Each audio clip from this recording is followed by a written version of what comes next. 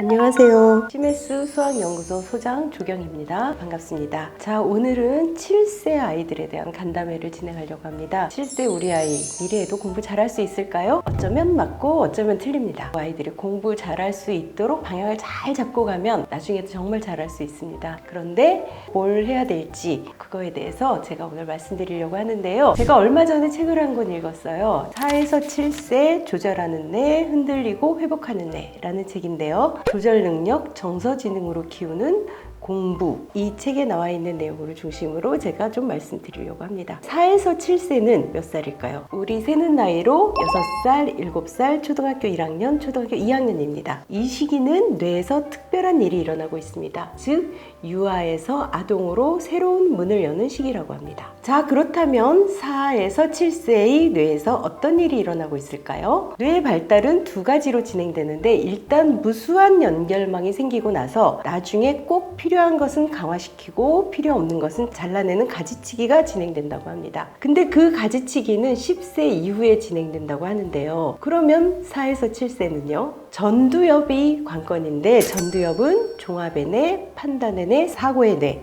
이렇게 불립니다. 즉, 다른 뇌 부위를 통합하고 연결하는 뇌라고 할 수 있습니다. 그러니까 4세부터 10세 이전까지는 아이의 경험이 10세 이후 가지치기의 기준이 된다고 합니다. 이게 굉장히 중요합니다. 무엇을 남기고 무엇을 강화시킬 건지 이런 기준이 바로 이때 형성된다는 거죠. 지금 4세부터 7세까지가 중요하다는 겁니다. 이 시기에 뇌가 필요로 하는 것이 있습니다. 부지런히 많은 것을 보고 배워라 라고 하는 신호를 보내는 겁니다. 이때 가장 중요한 것이 바로 정서지능이라고 합니다. 정서지능이 바로 공부머리의 비결이라는 거죠. 그럼 지금부터 정서지능이 뭔지 좀 알아볼까요? 정서지능을 간단히 말하면 낯선 것을 보았을 때 어떻게 반응하냐인데요. 낯선 것을 봤을 때 저거는 불편해 라고 하는 스트레스는 누구나 받는다고 합니다. 그런데 저것이 불편한데 그러면서 호기심과 탐구심이 일어나는 경우가 있고, 난 저건 불편해 그래서 싫어 라고 하는 회피를 하는 경우가 있다고 합니다. 그런 판단의 기준이 지금 형성되는데 그것이 바로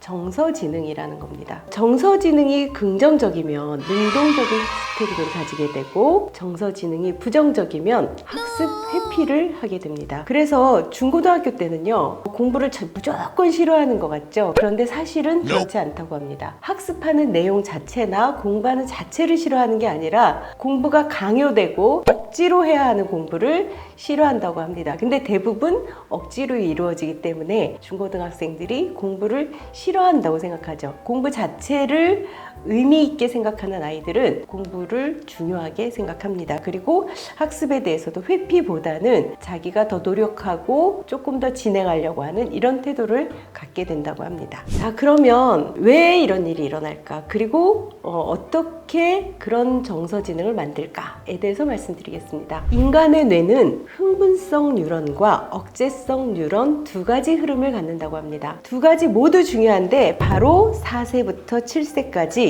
흥분성 뇌와 억제성 뇌를 잇는 회로가 강화되기 시작한다고 합니다. 그런데 이 두 가지 흐름의 시작은 흥분성 뇌라고 합니다. 편도체에서 시작되는 흥분성 뇌인데요. 흥분이 충분히 이루어지고 나서 전두엽이 연결되면서 억제성 뇌가 작동해야 한다는 것이죠. 이 과정에서 부모님들이 흥분성 뇌와 억제성 뇌를 잘 연결하도록 만들어 주셔야 되는데, 이 정서지능을 잘 키우시려면 세 가지를 생각하셔야 된다고 합니다. 첫 번째, 자신의 감정을 있는 그대로 느끼기. 두 번째, 자신의 감정을 읽어주기. 세 번째, 그 감정을 다루기라고 합니다. 첫 번째가 가장 중요한데요. 자신의 감정을 있는 그대로 느끼기거든요. 근데 미처 그 감정을 느끼기도 전에 어른이 개입해서 이건 이런 거야 그래서는 안 돼 라고 조절해버리면 내가 왜 이런 감정을 느끼는지, 내가 왜 화가 나는지, 내가 어떤 면에서 힘든지 이런 것들을 충분히 느끼도록 옆에서 기다려줘야 된다는 거죠. 그런 다음에 그래서 너는 왜 그런 걸 느끼는 거야? 라고 옆에서 그때쯤 이제 어머님이 도와주셔야 되는 거죠. 아이들은 아직 그런 감정을 다루는 훈련이 안 돼 있고 어떻게 해야 될지 모릅니다. 이럴 때 어머님들이 성숙한 마인드로 아이들한테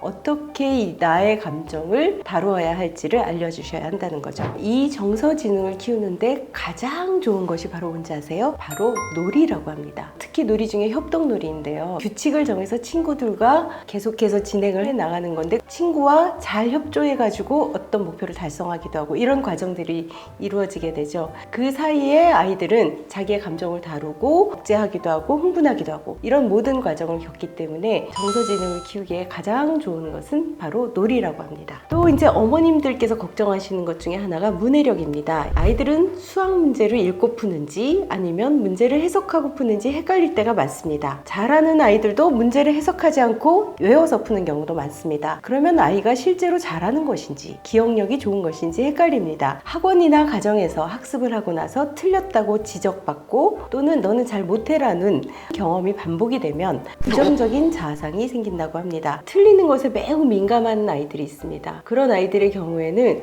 제가 틀렸어요 라고 하면서 걱정하고 두려워하는데 그런 경우 저는 매우 안타깝습니다. 왜냐하면 벌써 이미 자아에 대해서 부정적인 관념이 생겼다라는 것 때문에 굉장히 주의하셔야 할 부분인데요. 7세 그리고 적어도 초등학교 2학년 때까지는 자신이 못하고 틀리는 것에 대해 괜찮아 다시 하면 돼 라고 하는 피드백을 들어야 됩니다. 그런 허용적인 피드백이 정말 중요합니다. 김북영 교수님께서도 100점 맞기 학습이나 암기식 학습이 가장 부정적이라고 절대 안 된다고 쓰셨습니다. 어머님들도 이것만은 꼭 기억하시고요. 아이들이 학습을 할 때 있어서 암기하고 있는지 아니면 아이들이 틀리는 것에 대해서 너무 민감한지 이런 거는 꼭 지켜봐야 될 부분이라고 생각합니다.